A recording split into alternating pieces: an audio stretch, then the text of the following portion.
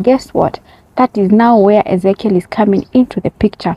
Hey guys, hi, how are you all doing? Welcome back to our channel and thank you so much for stopping by. So you guys, as we continue to unveil everything that is happening, there is one thing and one story which has really touched me, and also there's something that I want you guys to focus on, which has been said by someone who was rescued from the Shakahola, and he mentioned Pastor Ezekiel to come at the Shakahola and prayed for them. So you guys, before we get to that part, let's get to start the story how it starts. And this story is courtesy of Bob Shakwila Show. That is where you can definitely find the whole video of the boy who was rescued giving his story. So you guys, let's get to know what really happened, and let's also be able like to reason together, and we can have a conversation down in the comment section.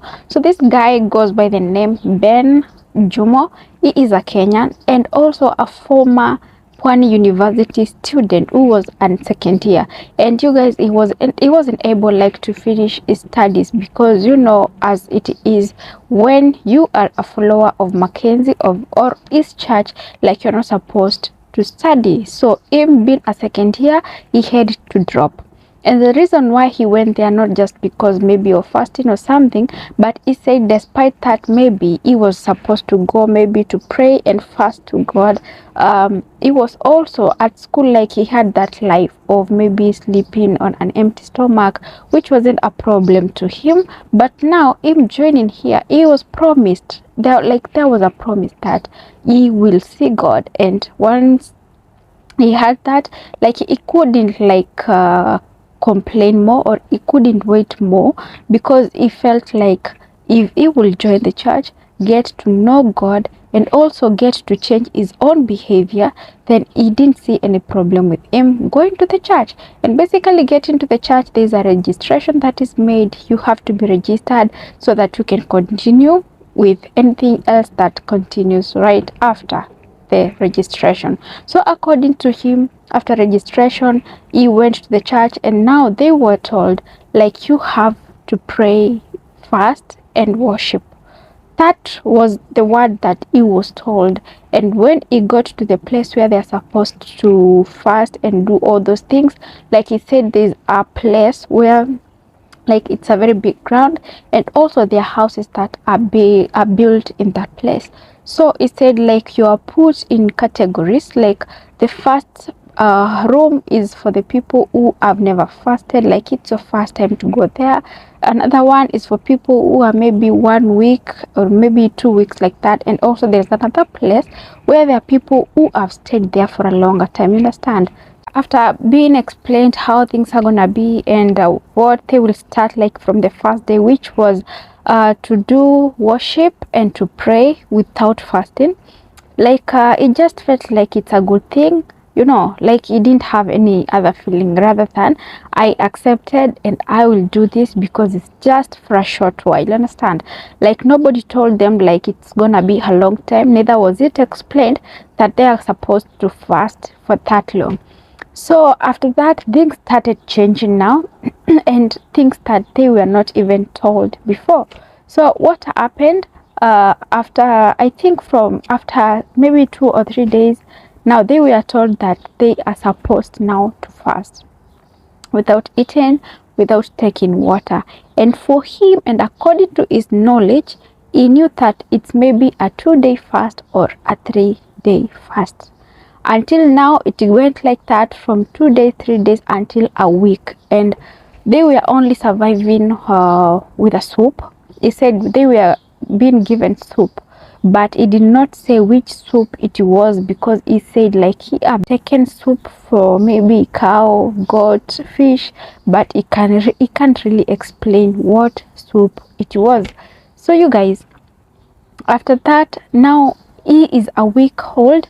So they pushed until 17 days. So there is like a category whereby after you finish the first 17 days, you have been surviving with soup, of which I didn't get to understand like how often they are given the soup, whether it's daily or after some few days. But he said after the 17 days, that is when now you are being transferred to another room, and then you are told like now you have to fast fully. And now this guy was there fasting without food, without anything. So after time went, he started getting weak. He could feel like he can't stand.